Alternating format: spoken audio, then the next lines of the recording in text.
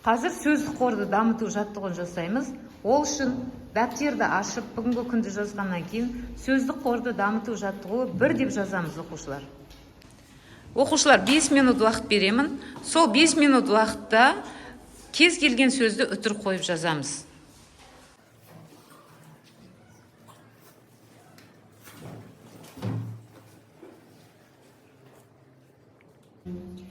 Болғаннан кейін оқушылар сөз санын санаймыз.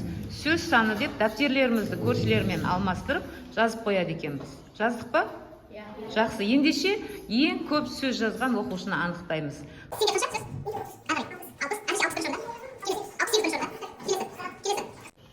Әрбір адам, әрбір сабақ, әрбір ісім,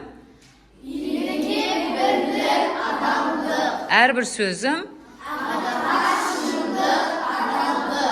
жақсы. Бүгінгі сабақта маған сөздік қорды дамыту жаттығуы ұнады.